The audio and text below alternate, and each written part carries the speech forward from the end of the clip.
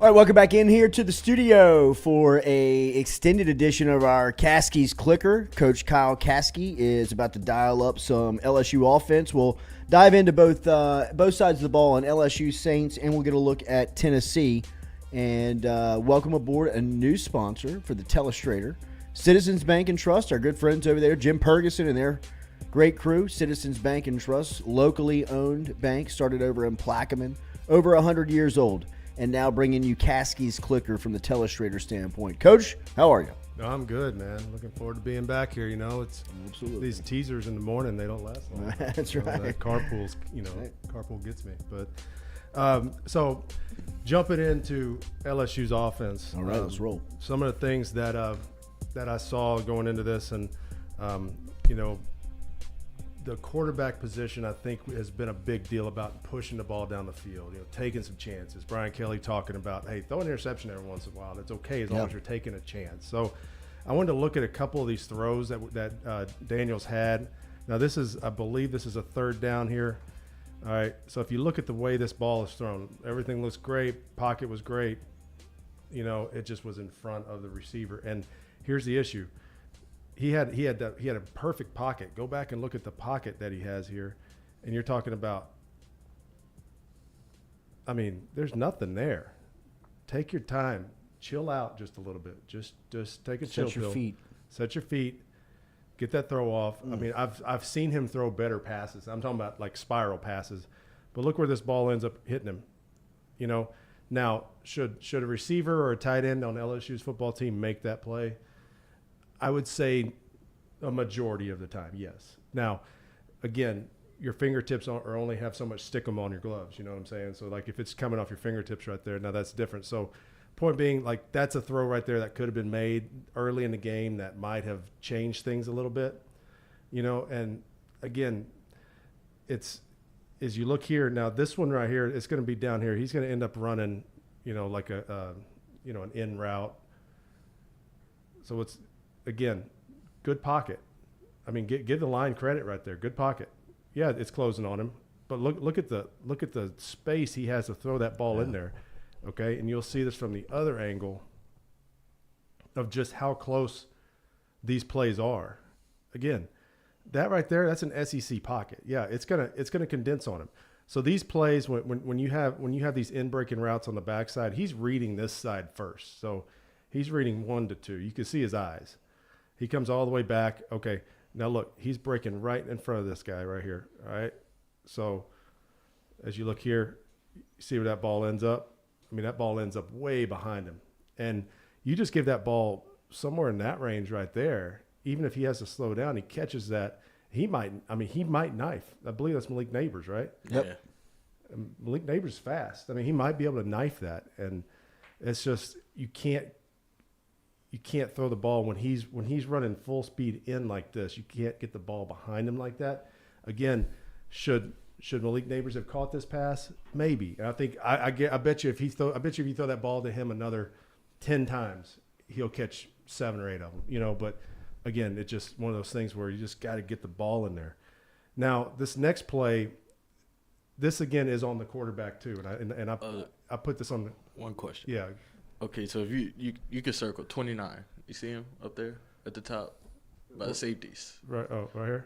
Were they using him as like a spy? Because that's the edge guy, right? Yeah. They would line him up. I was watching earlier, and they would line him up at safety depth, and whenever they would snap the ball, he'd move up to linebacker depth. So I think what they're trying to do is you can see him right there. So yes, that's exactly what they're doing.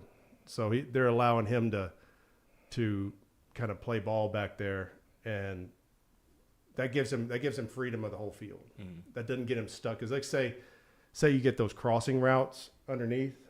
If you get those crossing routes and he's standing there as a spy at linebacker level, yeah, he might get picked off. Yeah. So I'm sure that's what they were doing. But if you watch here, this is the film kind of goes real quick here. But on the right side, you're going to see how they're moving and he's moving. And at the same time, before Kayshawn gets set right there, 21 takes off, moving. So that was why they call this an illegal shift. Wow. Okay, it's that, but you got to be set for a legit count. So when Kayshawn got set, is the same guy watching both players?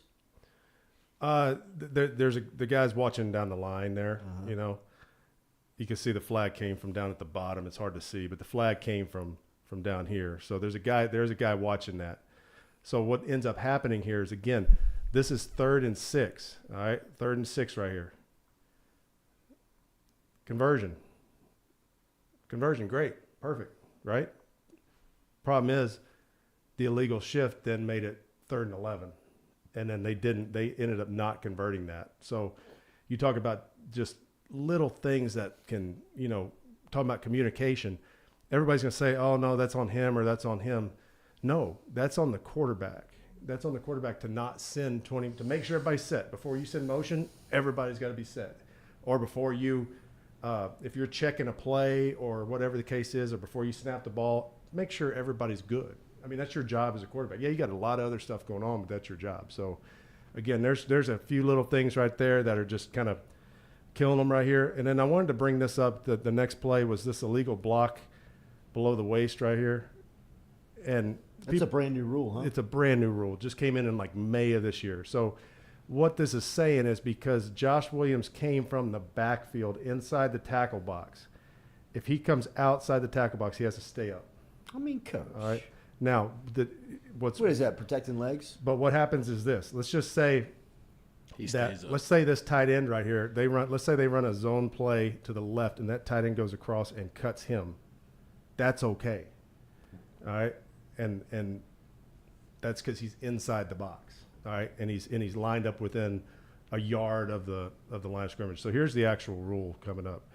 And it's kind of a weird rule. So they got to be aligned in a stationary position within a yard of the line of scrimmage within the tackle box. They can legally block below the waist in the tackle box.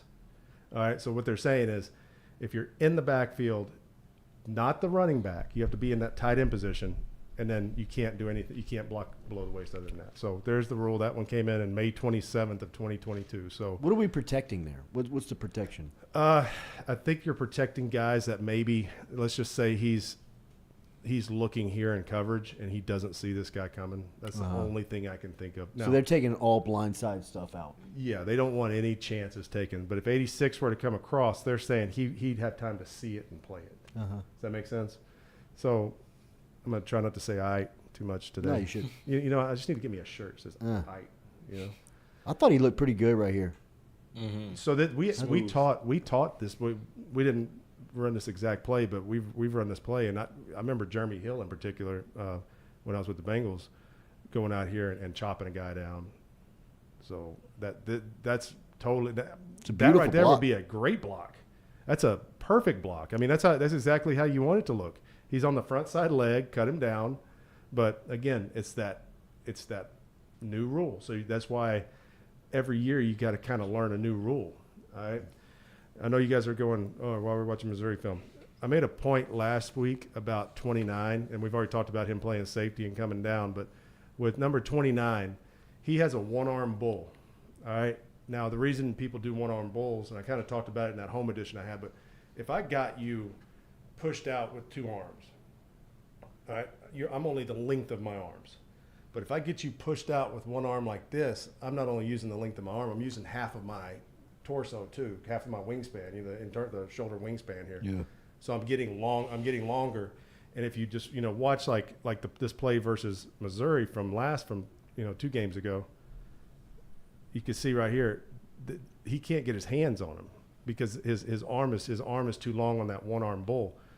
So the point of this is that was on film multiple times. And then you look right here. Now this isn't the one that got called. He actually got called for hands to the face. One or two before this. Actually, that was the hands to the face one right there. So that was the hands to the face one right there. But you could see, and then if you go to this next play, he takes him straight back into the quarterback right there. So it's like these are two different plays, believe it or not. But that one-arm bull, that's those kind of things like Will Campbell. He's got to learn now. You've got to take your hand and chop it, break his elbow. I mean, I don't mean that in like literally break his elbow, but you've got to, if his elbow's like this, you got to break it like that. You know what I mean? You can't allow this extension. Now, again, 29 strong dude now. I mean, he's not going to let you just do pop it. But you got to, So is Will Campbell. You got to get that hand down in there, and you got to break the elbow.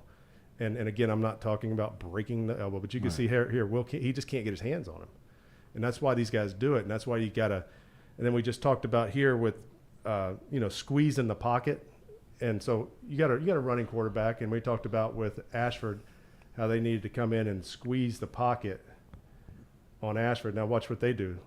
They've squeezed the pocket right there. They condensed that pocket and didn't allow him to step up or go out. So that was a good rush by them. That's something those tackles are going to have to keep working on, is that bull back rush, and that's something that it's hard on any of these guys. Again, there it is again, and you can see Will Campbell's kind of falling backwards, and because he got him up and pushed him up. So there's things that these tackles are going to get better at. I promise you right now, those two tackles this week with Brad Davis are going to be working on stuff like this, because it's going to show back up. Because you put that on film. When you put that on film, it shows back up. And you got Kayshawn running.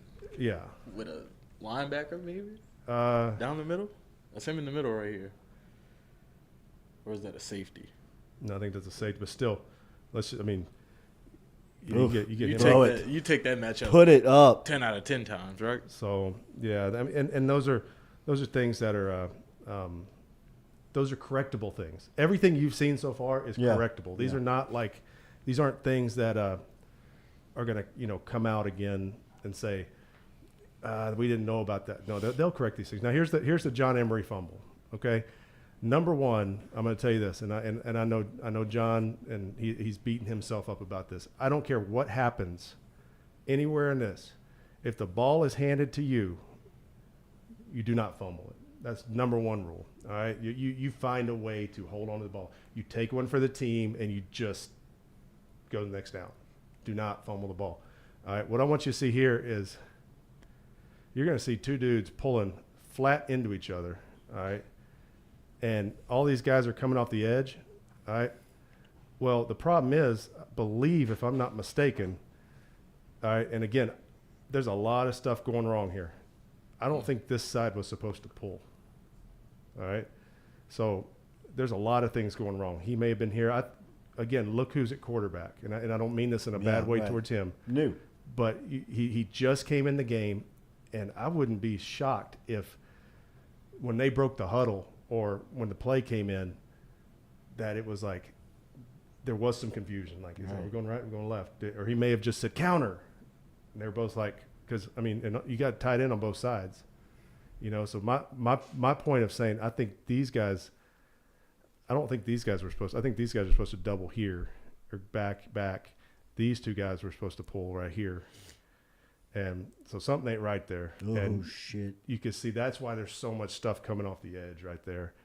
And I put this in here because he's got the ball right here. He has the ball at this point, and then you can see it come out. And just as a running back, it's your job. I always call, when I was a running back coach, I always called these guys the firemen.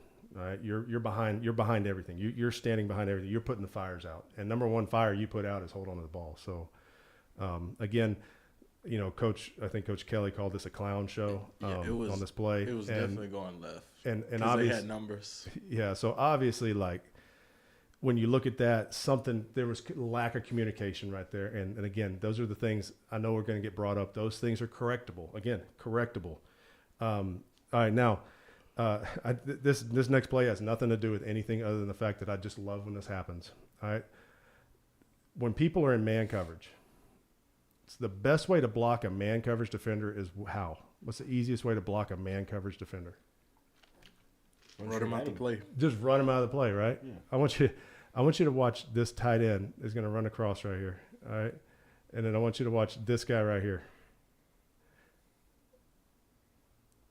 He's running literally away from the ball, right behind number 32. It's like he's chasing 32. He's his blocker. But the thing is, 32's doing his job. 32's job is to cover 86. And I just think that's just. He did it on the touchdown. He did it on the fourth down. Yeah, but again, look at this. I mean, tell me that's not the oddest looking thing. You get the guy running here and a defender who could easily just turn and tackle him for a loss right there, just running away from him. I just thought that was kind of fun. So anyway, That's a little do your job. What a film session he had. Little love there. Oh God. Hey, Belichick will probably draft him. I know y'all have had my man Carter Sheridan on before. All right. I thought I saw him. Is that him with the backwards hat right here? Look at that stance. Look at Brian Kelly. He's ready. Look at Brian Kelly. I'm telling you, man. Coach Carter ain't letting him get hurt, man. Coach Carter's like, I got you, brother. Kelly put his cleats in the ground too. When I get to Tennessee, the Tennessee film, y'all are gonna die at their equipment guy. Oh my God, the ball boy on the sideline, he's the greatest thing ever. All right, here's the John Emery, what we call a rail route. All right, so John Emery's gonna be running down the sideline here. This guy, somebody right here, is supposed to peel with him off the edge, off the line. Major bust here. This guy right here. Ooh, major bust. So that's exactly how this thing's drawn up. Go Johnny. Is when you run these routes, when you run these routes out of the backfield, if you get any kind of peel guy, anybody off the line running, or you get like a bigger linebacker that can't run with them, that's perfect for doing that. And then I love the fact that John, this right here is great. Keep running, brother. Keep running. Run him over. Bro, look at this. He's at the 6-yard line. He's at the 6.5-yard line. He jumped to the 2 though. Run him over or run up here and then try to make a quick cut before this guy. Just it's not necessarily. So I think if you spin, this guy right here is going to just blast you. But put your foot in the ground and come back inside. This is sideline drill. These are actually drilled things, and at least I did. When you get down here, because there's a term I used to use. The closer you are to the sideline, the more violent you become. All right, because you're fighting for yardage. You're fighting for that. And again, you don't have power when your feet aren't in the ground. I mean, even this guy up here knows this. I mean, this guy. Boudreaux. I mean, you see, these are the things coaches see. We see these dudes up here. You know the dude that does the ice box, the thing that LSU has where the players go in like the big refrigerator. Oh, yeah, I know. That's him. Oh, is that him? Yeah, that's the dude that does that. But you can see right here from the end zone copy, like this guy's looking back like somebody else not going to get him. Oh, yeah, that's my guy. My bad. Hey, look, I want to point this out too. Look who's on the field. Hey. Downfield blocking too. Hey, the guy's a good player. All right, I got 2 more things. One is this touchdown run. Somehow or another, they get mistargeted here because this guy right here doesn't get blocked. But right there, this is what John Emery can do. And people who've forgotten what John Emery can do, I want you to see what this guy can do. He is strong. That right there is a SEC linebacker that he just pulled off of. And right here, now he could put that ball away a little bit better. Been a couple of years. Yeah. Sorry. But this is good. But that's unbelievable. I mean, you got a dude that's fully unblocked in the hole. Now, if you look at, I'm trying to say, all right, so block, these 2 right here are blocking to here, so they're double teaming here. These 2 right here, I'm assuming that this is a read zone, should be, zoning up to him and then reading this guy with Daniels. But obviously didn't happen. And I think that's one of those runs that you go, okay, the dude still got it. Just give him a little time. Now I don't like try to pause it right there. See how that ball's just kind of just all over the place, like that right there. That to me, you don't have to do that. Even if you're losing your balance, you don't have to do that. And then the last thing I talked about this on the teaser this morning, but you talk about leaving your feet here, all right?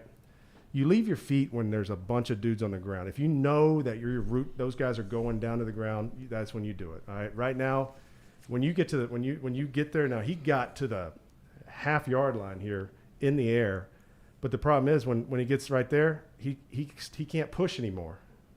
If he's got his feet in the ground, he can still drive his feet. Right there, he doesn't have any more push. And then you got to be careful with that right there too, because you're not down yet. When he started reaching that ball out, you got to be really careful. Again, right here, just so it looked like he got in from this angle. But you can see either way. If he keeps running, he's scoring. Here's the thing: those guys those are your teammates. I get it. They have pads on. Just run through their back right now. At that point, just run through your teammates and help them with their block. And then 32 can give you a glance and blow just like he did, and you move on. So I'm gonna flip this out real quick, Stewie, and then gonna move on to LSU's defense. All right, I got it up. So we'll get that Citizens Bank and Trust telestrator back up there. I like it. All right, thank you to Citizens Bank and Trust. It's your community bank. Did I do a good job with that? That's perfect. All right, cool. All right, LSU defense. All right, so we talked about the miscommunication. Brian Kelly talked about the miscommunications and things that are correctable, okay? I don't want to call this a miscommunication. They're playing quarters right here, all right?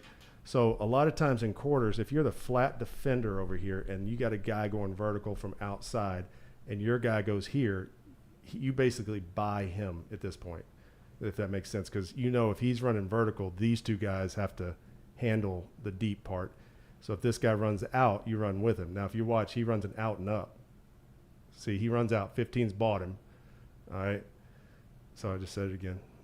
And you can see right there, he couldn't hang with him. And again, is that a busted coverage? I don't think that's a busted coverage. That's just I just got beat. Yep. But again, that's how coverages are built. He did his job. He just didn't execute his job. So when you're talking about doing your job versus knowing what to do versus executing it, I think he knew what to do. It's just he didn't execute it. Now, talking about this sack right here. All right. So again, there's Perkins. All right. Just so we're all straight with this. My favorite play of the night. All right. Here's Ojulari just flying around the edge up here. All right. Again, y'all had him on the show this morning. I mean, this dude's a beast.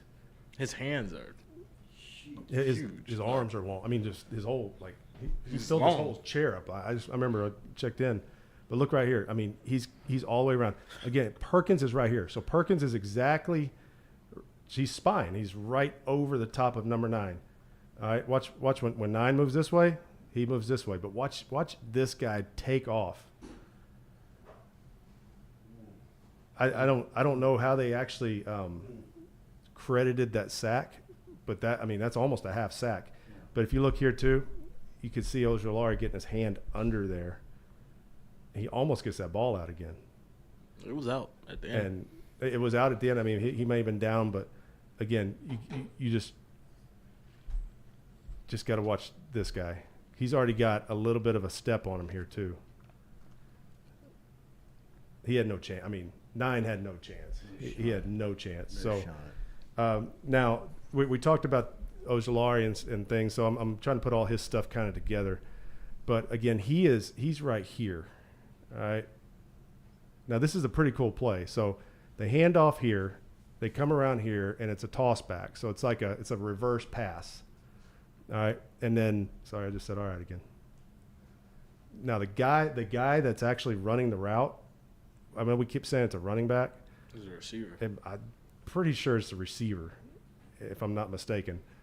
Because it is receiver. Here's 19. So 19 is coming here. He's going to flip the ball to this guy, and then 19 is going to keep on going down the sideline. That's who he's covering. And we're looking right here. I mean, that's a heck of a catch by this kid. You got to give that kid credit for that. But the fact that he got all the way back there and got in phase and got his hand up and I believe nicked that ball. He did. That's an unbelievable play because he's flat-footed right here. Here's the guy that just flipped the ball back. So this guy's running full speed receiver, and he turned and caught up with this guy. Got Hendon Hooker in the That's chat. pretty. I mean, that's pretty unbelievable for a guy of his size. And y'all just, I mean, Hendon Hooker's in the chat. Yeah. Hey, Hendon. Yeah, just keep watching, brother. It's probably the best film you're going to get all week. So here's something that I want to make a point of. So this drive started on the 1 yard line. I believe they scored on this drive, if I'm not mistaken. So this drive started on the 1 yard line. All right, they got the ball on the 5 here, so it's 2nd and 6, I believe here. So what's going to happen is you've got to make sure you're getting out to cover to take that lane away. And as you'll see here, sorry, my clicker there. Remember I mentioned to you earlier about the teaser about Minnesota's guys, and they got to relate out. Well, right now they're playing the version of cover 6. So it's 2 up here, it's 4 down here. All right, this guy's got to push all the way out here. You can see how he doesn't push all the way out there. It was either him or him. It was one of these two that was supposed to push all the way out to number 2. Could have been the defensive end there that was dropping. It's called a fire zone. So what ends up happening, either he's got to push all the way out to this guy and he's pushing to this guy, but you can see they don't push all the way out right here. They end up getting the conversion here and pretty big play. And not only is that a big play, that was a play from the 5-yard line, the minus 5-yard line. That takes a lot of pressure off of your offense. That puts more pressure on your defense. And that's what I'm saying. You see how there's nobody out here because he's backing up to play this quarter. They got to push out. That's what happens when you try to bring a blitz from the other side. And that's tough. And again, that kind of goes back to that Minnesota look we had this morning that we'll get to later. All right, now Auburn's running the we talked about, we called it the Patriot Route last week. All right, and the route that Besh was catching. So what I want to show you here is Auburn's running the same play. All right, so they're pushing him in here, sitting him. He finds a window. These guys have seams. These guys have conversion hitches on the outside. All right, so I just said it again, catching myself now. But again, he's here, and then he's going to push out right here. And you can see they don't throw that, but they end up throwing to Coy Moore right there down the seam. But you can see that's the same play. This play is a big play around all of college, all of the pros. Now that right there is the type of play I think Brian Kelly's trying to get from the LSU quarterbacks is push that thing down the field and allow that to get you a shot. Just allow it, because right there you had gimmies all across the board up front. But again, I think he's trying to get that done. So moving on here. Now I've been listening to some podcasts and they keep talking about how, man, the running backs are running these great routes and things, and all this running back's doing is running a seam right down the hash. I mean, no offense, but I think Katie could run this route and be just fine. But you see how it ended up being a scramble play. What a scramble play means is now at this point, my man's become a running back again. All right, so now it's just all this is him being a running back. So he got the ball in space. Yeah, they should have made that tackle. I mean, even the ref's trying to make the tackle up there. He's pretty athletic by this ref, by the way. I want you to watch this ref right here. Backwards. I mean, he's on the ground. Watch, he gets up. Yeah, there we go. But again, if it's scramble drill. So scramble drills are tough. All right. So he steps back. Okay, scramble time. Now what happened was, because that guy ran that seam route down the hash, now everybody thinks they need to go stop the quarterback. All that guy did was find an opening. He just stood there. He found an opening and he stood there. Now he's a running back. So again, we talk about busted coverages. I wouldn't say it's a busted coverage. That's just it's a scramble drill that once the guy caught the ball, he made a heck of a play. It's going to happen. That happens on when plays bust. When I'm talking about the offensive plays bust. Now this one here is a busted coverage. So this was the touchdown. So this guy's going to run up here, and I believe he's just running a corner route. All right, they're running a corner cat here. So what happens here when a corner runs here, and we're playing cover 3, this guy's got to play the third. One of these guys has got to play the flat over here, and here. All right. The receiver ran a corner. Was it the receiver? Yeah, you're right. It was a receiver. So the receiver ran a corner. Receiver ran a corner, but you can see here, I've got a different angle here. Tell you what, the broadcast had it. She's not very happy about it either right there. She thought she was going to get hit. But if you look here, the corner's going to come here. He should be playing the deep third. He's got to play over here. He's here, and he's dropping here. So it's 3 deep, 3 under. So that's what that means right there. Because this guy right here has this. This guy should be playing back here. Anything that goes deep, he should be running back with it. So that is a legit blown coverage. And that's one of the things that Brian Kelly was talking about, a miscommunication and doing your job and understanding your job in the zone. I heard him say that in the press conference. Know your job in the zone. And that's what he meant by that play. So I think that one can be corrected as well. Now, again, this is that sack fumble right here. And the fact that Ojulari gets around so fast, because if you look, he's right here. He's engaged right there. And then he beats him. And then that's what makes a great player. That's what makes a good player great, is when he can knock the ball out and get the sack. And this right here is a great job of knowing city or country. You're in the country. You got a lot of land. Pick it up and run. If you had a ton of people around you and you were in the middle of Times Square, get on the ball. Just, secure the ball. But right here, shoot, you got all kind of acreage out here. So pick it up and go, and right here, big time play. I mean, Jay Ward looks like he's done that before. Yeah. So, but that's a big time play by those two guys. And it's really cool to see how that play just in itself changed the game. All right, and if you look here this is the Coy Moore double pass. All right, the only point I'm gonna make about this, I know everybody's talking about the interception by Perkins. If you have somebody throwing the ball that's not normally supposed to throw the ball, such as a running back or a receiver, they've got two things to do with it. Number one, complete the pass. Number two, get you to the next down with the ball. All right, whether that means run it or throw it away. Right here, throw this sucker away. I mean, and I know, that's what I'm saying. I don't think he had. I know he's trying to throw it away, but if you're going to throw it away. And it worked out perfect for the Tigers, not for LSU Tigers. But hey, you know who that was, right? 77. That was my man, 77. No He came back. He said, Long "You know what? day. I got beat. I've already got beat once. Long day, coach. I got beat once now. I'm gonna make a tackle." But right here, he's just got it.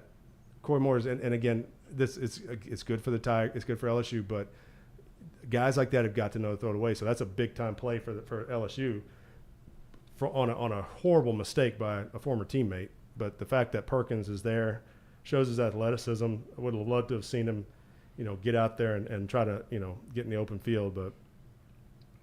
And then I don't know what this girl's saying right here, but she does not look happy. That's the look of an Auburn fan right there. So if you're playing in somebody else's stadium, that's what you want their fans to look like, all right? I'm talking after 2 a.m.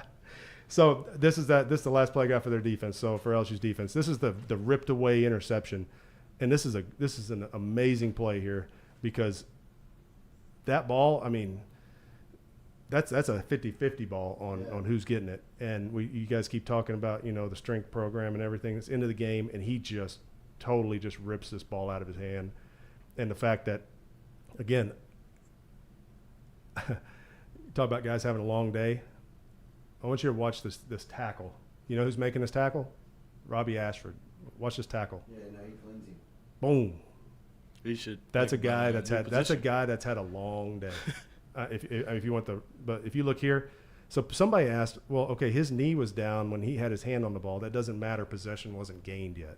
Yeah. The ball was also in his hand, and he was on his feet. So that's the reason somebody was talking about that. Was that I think it was in Auburn. It was on the broadcast. But if you look at that, Robbie Ashford just, and that's also what you want the opposing quarterback to look like. You want the opposing quarterback to be pissed off. And I've got one more thing about these Auburn fans, and we'll move on to the Saints. I gotta get it's right at the end of this. All right, my man up here gives just 0 Fs. Watch this girl. She's trying so hard to get a kiss, and he's just like, whatever, man. All right, you want a kiss? Oh, get it. So my wife noticed that. So all right, I just got to throw a little fun in there. All right, so with the LSU, I think the biggest thing about LSU, before we move on to the Saints, is correctable. I think should be the word. And I think it's going to be a big week for the coaches to correct those things and make sure that they don't happen again. Because if the one thing you're going to notice about really good college teams and NFL teams, if they see you do something on film, they're going to try to exploit it that next game. And they're going to do it until you show you can stop it. Once you stop it, then you move on. So moving on to the Saints offense, I got one special teams play at the end of this cut up. Just talking about the run game, I thought this was a pretty cool thing that the Saints are doing. All this is they're double teaming across the board here, and they're bringing this guy across to block him, and they're really just running a front side, what we call a duo play. But there's these first two plays. Take a look at the Saints line. Look at the movement they're getting here. That's not. Now this guy's making his cut way too soon. He should push up in here and then ride it. But again, I believe it's Latavius Murray. This guy's run this play a ton. Now, I just think this is a really cool play. So it's a double team back. These guys are back. He's here, and this guy's coming across like in jet motion and blocking him, and he's just running behind this thing. But if you just watch the overall movement of the Saints line, and this is something that I think the Saints have to, with the quarterback situations and the receivers being out, Kamara being out, if they can get to a point where they can run plays like that and just get movement. Because if you look at the next game, the next play, this is the exact same play. Exact same play. He's going to come over here and block him. Everybody else is going to be blocking back here. So, but I want you to watch the movement. Look at the movement. If I'm the running back, I'm loving that. And again, that's something that the Saints, I haven't seen as much of that in the first few games. And maybe it's Minnesota. I don't know. I haven't studied Minnesota's defensive line this year, but they've always had a good D line. But again, that's the movement on that play. Going to the next play, I thought this was really good by the Saints of what they did here. Now, if you look here, it's a different version of it, but it's the same play. All right. So Andy's going to come back here. These guys are blocking. These guys are coming in here. Now watch what's going to happen. They're going to play action off of it though. It's the same exact run play. Look, they're blocking it exactly the same way. This guy's going to run a route. Now watch this receiver that's kind of hidden in here. He's going to hit for a minute. He's going to sell the run. This back's going to come over and take over for him, and he's just going to slip right on out here. And wide open, just sitting there. That's the design of the play, is everybody selling this play. And then he's coming in. He's getting lost. He wants to make it look like, because right there, see, when he motions all the way down in here, they're thinking run. They're on the 2-yard line. They're thinking run. 39 even plays up for run, but that back comes down. The back's taking over for him, and this guy's wide open over here. So it's a really good play design. I don't know what Andy's doing trying to run over there, but he came back to it. All right. Too bad Katie's not sitting in here right now, but she's sitting here listening. I'm going to pause this in just a second. All right. You got a deep runner. You got this. Whoa. You got a deep runner. Things going crazy. You got a crossing route, and you got a guy in the bottom. Now, they're doing that same thing what I showed Minnesota this morning. They're running 2 crossers here. All right, but they end up in a sail route combination up top with a crosser coming down here. And right there you can see how Andy ends up hitting the crosser that's ending up in the sail route over here. So you got a deep runner. All right, you got the back and the flat, and you got this guy running across. And I thought that was a really good job by the Saints of seeing that, okay, we can hit these holes in these zones. And when they took 2 guys, when this guy running across up here, you see how he ends up taking 2. So he knows when he took 2 right there, this guy's going to come open up top. And he's just got to get the ball over the top of the linebacker.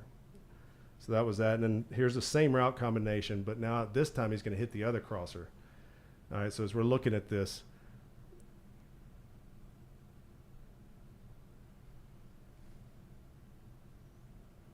let it play here, sorry. As we're looking at this, here's your deep route. Here's your crosser. Here's your flat. Here's this guy coming across from over here. All right. Now this time, he didn't take 2. All right. So this time, there we go. Say it again. So this time you see now he's running more open. So that's why he chose that.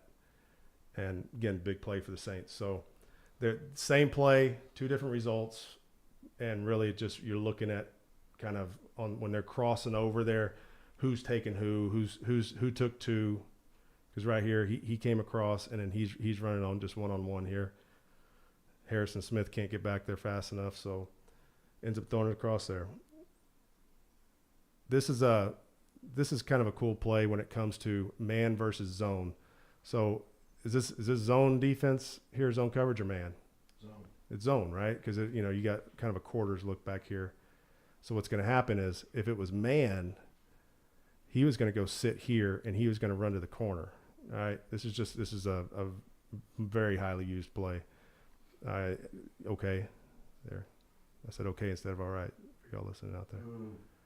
So, but what happens is when it's zone, this guy out here who was sitting, he's just going to then kind of creep right inside and sit in between that zone right there. So there's a little zone right there, and he's sitting right on the other side of the goal line. The one thing I would say that Andy could have done differently, and you can see it from the end zone, and this was a great read by Andy. Everybody, this is the one thing that Andy can do. He's done it for years, and he's seen enough football to understand it. But he's sitting right here. This is the deep safety. So a lot of times you'd like to zip this ball lower because you see it a lot of times those quarterbacks throw it and the receiver kind of falls down and catches it on the ground right inside the goal line. They're doing that on purpose so that this guy can't break on it. They don't want this guy breaking on it. You want this thing to be kind of a hard, low throw and hit them there. You want to be low on the front. You want to be low on the goal line. You want to be high on the end line. The back of the end zone, throw it high. Front of the end zone, try to throw it low. Those are the basic rules. So that was a good job of getting the ball in the end zone. Here's the look at Andy Dalton checking versus this look. And Jameis had a hard time with this against Carolina. And what they're doing is Andy's checking to a flat with a blocking and a block. This guy Lance Kendricks has got to push all the way out and relate to number 3. So 1, 2, 3 from the outside.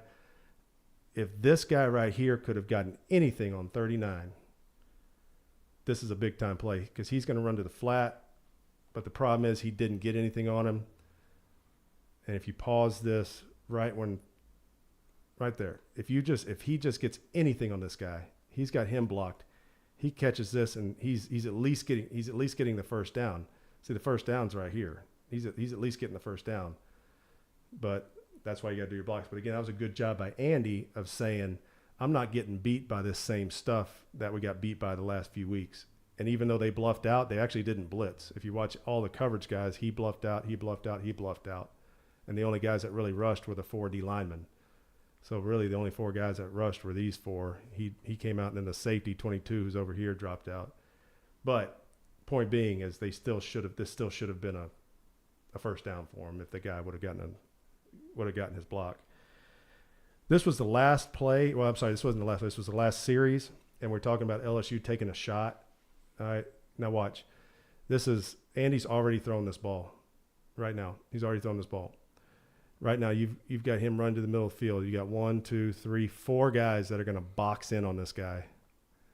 But he threw it just in enough spot for him to go up and make a play, knowing right there that they had to get a chunk play. They couldn't afford not to get a chunk play at this point with 24 seconds left in the game or whatever the case was. So that again is, I think, what Brian Kelly's getting at with LSU is that sometimes, man, take a shot. Look, yeah, he's covered, sure. Take a shot though. Get it downfield. Let your guys make the play. And I just thought that was a good job by Andy getting that down there. Now, this is a special teams play. I get it, but technically it's a 4th down, so it's an offensive play. So what I'm going to talk about on this punt, this is that first punt, and this is the one that the kid from Minnesota broke his ankle on. So you can kind of see it. It's right here. You kind of see him go down right there. You see him hurt right there. It's not something you really want to see. But what I want to point out, I believe, is this guy right here. All right, we had that on Jack Besh's punt return against New Mexico, and we had the block in the back, and everybody's like, well, why is that a block in the back? Watch what this guy does. You see how he's got his hands out like he's flying an airplane? See if I can't get this paused. See how he's got his back to him with his arms out like an airplane. Technically, he's still blocking him this way, but he's not forcibly blocking him that way. That's how you get around that rule. And that's why that one, now I don't know why this one right there didn't get called. You'll see this one from the end zone. But again, you can see right here, 33. See how he's making airplane arms right there, and he's using his back. And that's how you get around that. Now there's one coming up right down here. I believe it's this guy. Nope, it's the guy right behind him. So how that one didn't get called, I'm not 100% sure. It's going to be this guy right here. That is towards your goal line. So I'm not sure how that one didn't get called, but Again, that's a little bit better explanation, maybe, hopefully, about the Jack Besh thing that we've talked about, kind of trying to interweave all these. All right, moving to the Saints defense real quick. Try to get this moving. The Saints defense stuff is pretty good, but it's some of this stuff is simple, all right, as we look at it. So we talk about the Saints and their edge defense, and that's been coming up every week so far. So right here, you've got 94 out here, and really he's wide. He should not give up the edge.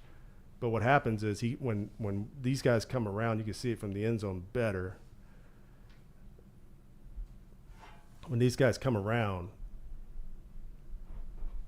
he ends up trying to spill it, if you want to. So he goes underneath knowing that somebody's outside of him. But then then 20 doesn't hold his ground out there, and they end up getting the edge pushed. So that's something they got to work on. People have asked me about this tripping thing that happened, and I know it was good for the Saints that it didn't get called, but right here Dalvin Cook is running the ball, and I believe DeMario Davis, that's 56, he ends up tripping him right there. Now, here's the reason that this isn't going to get called. So, Stewie, where's the umpire in the NFL? Is he behind? He's somewhere. He's one of these two places. He's behind. He's back behind the offense. Used to, they had him sitting right here. In college, he's sitting right there. He's almost in the play. He's in the play. That's why that's never going to get seen. That's why defensive holding by defensive linemen doesn't get called. So anybody who's wondering why he didn't get called for tripping right here, it's probably because literally they didn't see it. He also didn't make it look like tripping. He made it look like he was just trying to go. For somebody to say he wasn't trying to, it is what it is. But. I mean, I know what he was trying to do, but I mean, he made it the way he made the play. It looked like he was just trying to run through a block and kind of put his foot out. I feel you. It was close. I had my foot out. I was running. Now, one of the plays, I used to be a fullback for those that don't know, so I love fullback plays. He's going to run like he's blocking through here, and then he's going to take off on what we call a rail route, kind of right outside the numbers. This guy, number 20, is in coverage on him. This is actually a good job of 20 right there of reacting. And now you've got a former tailback who's playing fullback in C.J. Ham, and that was a good job. So the Saints did do some good things. Don't get me wrong. I mean, some of the stuff was like that's a really good job by 20, knowing that they could be blocking because they do run this play. And on the play action, he took off, and that was a really good job by him. So that's what you're trying to do as an offense. You want to get guys, you're trying to get matchups, but the fact that he actually picked it up. Now, here's the Saints right here, and I want you to look at when they get set. All right, this is a cover zero look. All right, he's man. He's actually got the back. He's got the tight end. He's got him. And these guys are running a blitz here up front. They have enough players. They have 7 guys blocking up front, and there's only 6 guys. So right now it should be here. It should be this guy with his eyes here, these two here, him here, and then him with his eyes somewhere here leading out. But what happens is they don't even touch really either one of those 2 inside guys. Now, I don't know if this is on Ed, but I think Ed Ingram's doing a heck of a job for Minnesota so far. I've been kind of keeping my eyes on him, but he's got to get in. He's got to get one of those guys, and then the back's got to take the other one.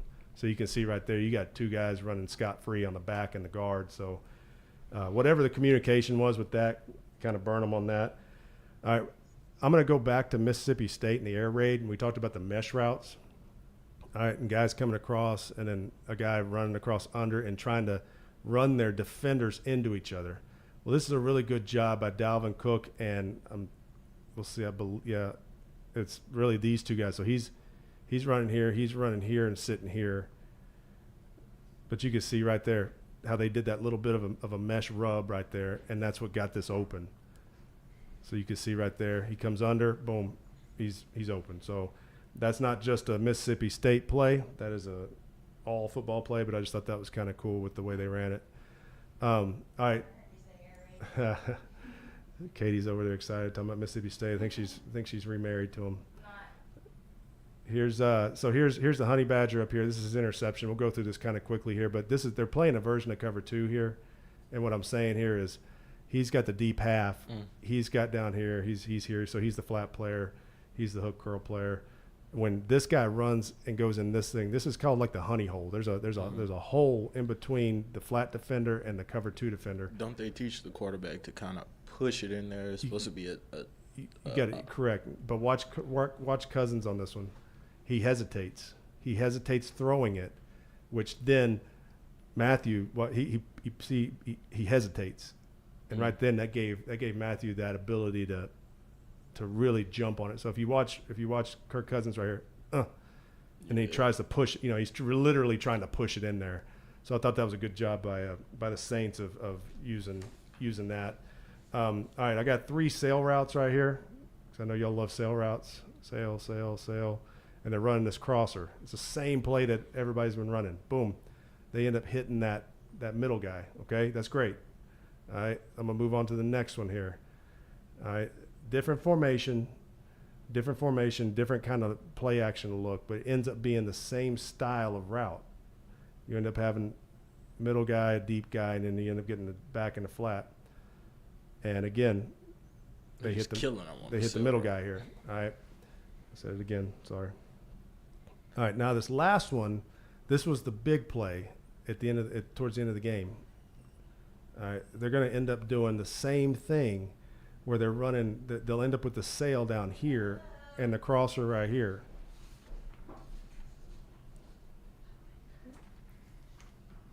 But you can see they're flat, cross, they're running a guy over the top, and here comes 18 running right here. Now, the thing that Jefferson does good is this is man coverage. 20 right here is actually dropping back to play the hole and picks his guy off. So as he's running across, he actually picks his guy off. Boom. Right there. So you get 2 guys running into each other. Again, that's the kind of stuff that's happening with the Saints defense. Is just, I don't know if that's miscommunication or if that's just a lack of just awareness of where he was on spatial awareness on the field. But here's the thing we talked about with Emery. If Emery would have just run through these guys, they don't want none of that. I mean, defensive backs, unless you're like a honey badger, you're not looking for contact. You're more looking for coverage. Couple things left here. This is the jet sweep right here that they hand off to, and he walks in all by himself. Watch these two. These two are going to communicate to each other. When he goes in that motion, he should go back and replace him. He should go replace him, and you could see him talking. See, he's going to run back. He's like, go, go, go. See, he's even telling him right there, go.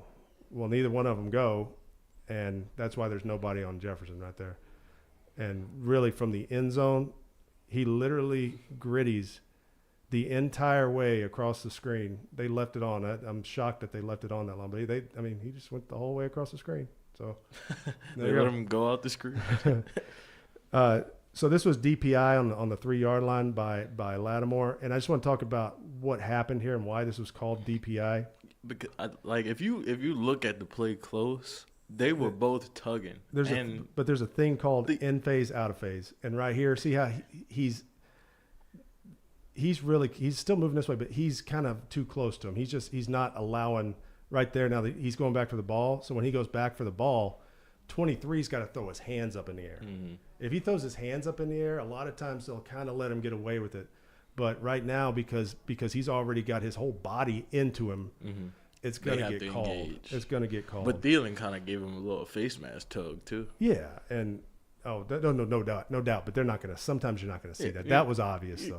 Offense. And then guys. one other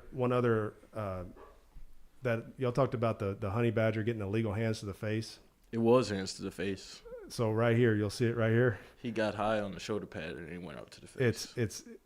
It's very, very, very, very small. It's small. I mean, it is like he touched small. Probably the bottom of the face mask, but it was there. By rule, you can see it from the end zone. By rule, this is actually a penalty. So you'll see it right here. These two right here.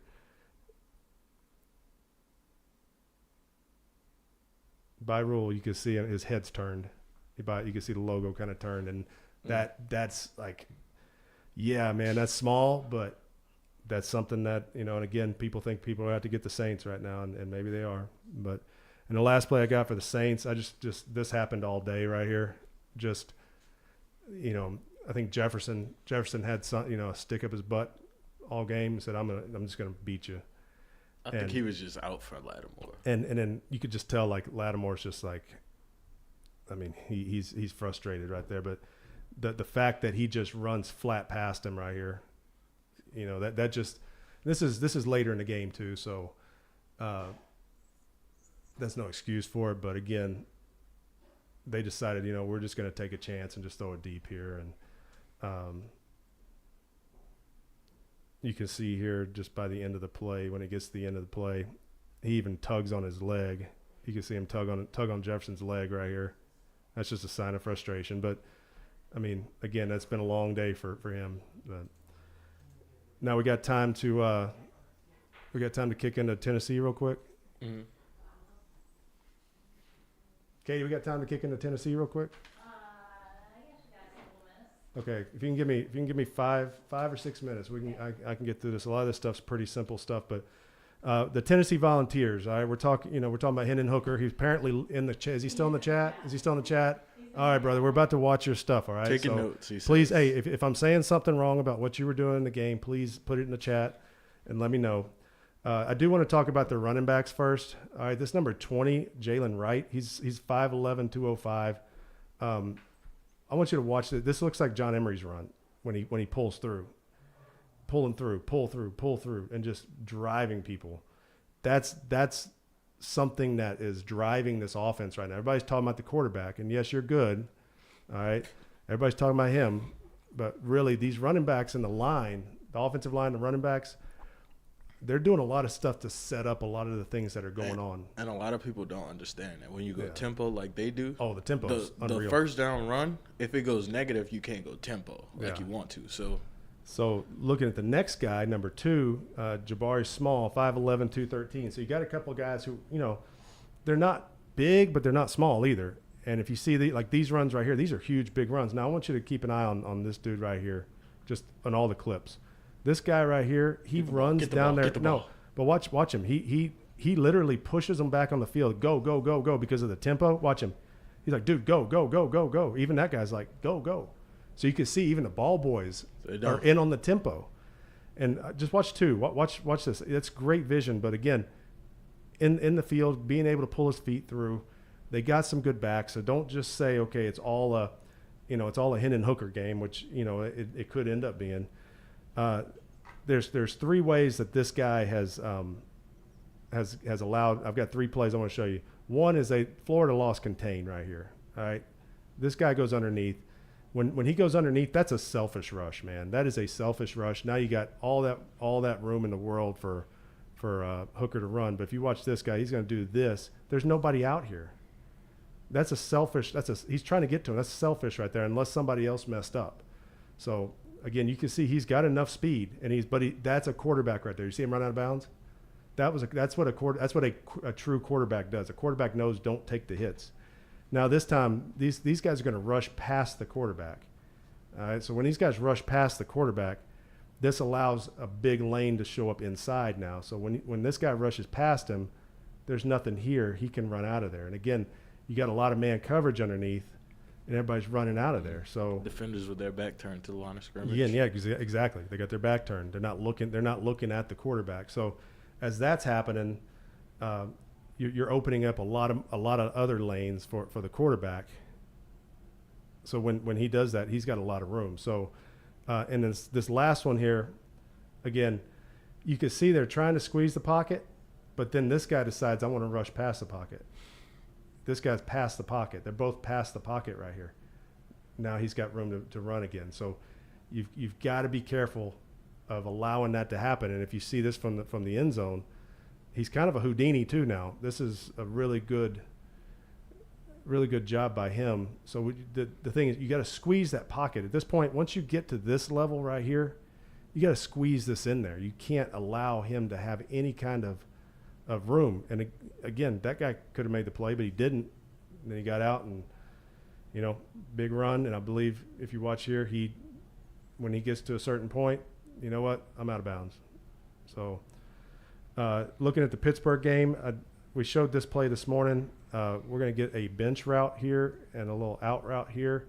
But just watch how nonchalantly he throws this ball. And he zips that ball in there. The guy's got a good arm. And he's not just a runner. He's not just a guy you got to worry about with zone reads. This guy is a true quarterback. And as long as if he has this kind of pocket where he can just stand back here, set his feet, and just drop dimes like that, that's why they're getting, I think they're averaging the most yards per play or whatever it is. And that's yards per attempt. Yards per attempt. That's one of the biggest reasons why, is because they're throwing the ball. Most of their throws, they're not the long throws. They're just 10, 12-yard throws, And so looking now, this is a crossing throw. And it's kind of the same thought as right here. This guy's crossing over here. We talked about the throws that Jaden Daniels was making, and looking at it from the end zone. Apologize, having a little trouble with the rewind button there. Look at this from the end zone again. You can see the pocket that these guys have. He's getting pushed back a little bit, but he's got a huge, the pocket's just perfect, and just put that ball right in front of him, and he didn't have to. He stayed in stride. The one thing I would say to young football players coming up, if you weigh 380 pounds, don't wear number 21. Oh my goodness! All right, just give that to your skill guys. He could have wore 0. All right, this was a really good scheme, and this is something that LSU is going to have to be ready for. They're gonna fake like they're running a power play here, and this tight end's gonna step in like he's blocking, and he's gonna come right across here. It's called a speed cross. So they're running a power pass speed cross. He's sneaking through there, and he comes wide open right there, and that's a good design of a play, because they do run plays like this. So you're talking about setting something perfectly up with what your run game is, and you got to be aware if you're covering tight ends and guys that are getting out. I have 3 here. These are good. I call these good safe sacks, because they are covered, and right now the rush did what they needed to do. Rush past him, but listen, don't try to throw that ball away. You can see he was going to think about throwing that bubble right there. If he throws that right there, that guy might pick that thing. So I thought that was a good decision of him, not trying to force anything. And again, this one right here is just ball security. Got a lot of guys coming out. Got a guy coming free. Now right here, you can see this guy right here. I'll show it to you from the end zone, probably easier to see. When the guy comes free in the middle, and this guy comes free in the middle, you can see him run back towards him right there, and he's reaching for the ball. He pulls that ball back to him, and he's like, all right, listen, taking one for the team. It's fine. We'll move on to the next one. And then the last one of the safe sacks, if you want to call it that. All right, now you've got the ball first down on the 5-yard line, red zone, big game. You don't turn the ball over down here. Absolutely don't turn the ball over down here. And if something's going absolutely haywire, then so right here, set. Oh, crap. Listen, I'm just going to take one for the team now. Should that have been a horse collar? I don't know. But there's a lot of quarterbacks you'll see that when they step up, when this guy comes free and 5 steps up right here, there's a lot of quarterbacks that'll try to force this ball and, take one for the team, move on. And then there's the two last plays I got. This has absolutely nothing to do with Tennessee's scheme. So everybody's talking about Tennessee's scheme. All right, watch this guy run out here. All right, they're playing man coverage.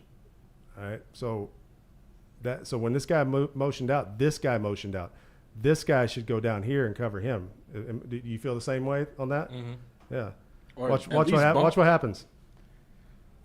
At least bump out. He didn't. I mean, the guy. I don't know what he was thinking here, because when this guy motions out, this guy motions out. This guy's run scot-free because that guy just said, I'm not going to cover him today. So, again, you're talking about big plays. That had nothing to do with Tennessee's football scheme at all, not one bit. And then the last play I've got on Tennessee's offense, and, again, this has nothing to do with the Tennessee's scheme. This is just a busted zone coverage right here. All right. So, again, you got a guy running scot-free over here. And again, it looks to me like they're playing a version of cover 3. This guy should be in the deep third over here. He's chasing. And again, he's chasing. And so Hooker's a good quarterback. the offense is a good offense. I've known their offensive coordinator, Alex Golish, for a long time. He's bringing a lot of things, to that offense that obviously the head coach is calling the plays. But, with what they're doing, these guys have a lot of experience in doing a lot of this type of offense, this vertical scheme, West Coast scheme. So I think with LSU's defense, you just got to be able to. First off, you got to handle the tempo. You got to get lined up. That's probably going to make it a lot more vanilla this week on defense, you would think. But I'd say this LSU, mix it up, though. But this LSU defense is doing a lot of things right now that's really good, and they're getting it done. So I don't put it past them to be able to get some exotic looks in there and some different looks. But you've got to be able to just contain this quarterback and don't let him run. But at the same time, dude can throw. He's a true quarterback. So, but that's that's Caskey's Clicker for today. I want to thank Citizens Bank and Trust for sponsoring the Telestrator. We're excited to have you on board. Anybody else looking for to sponsor our show, come on board with us. Get a hold of Katie. She's Katie at jordyculotta.show.com. Did I say that right? Yeah. All right. So you can get a hold of her there. Also, go to the YouTube channel, Caskey's Clicker YouTube, and subscribe, like, and then also Jordy Culotta Show YouTube, subscribe and like. And we will see you next time.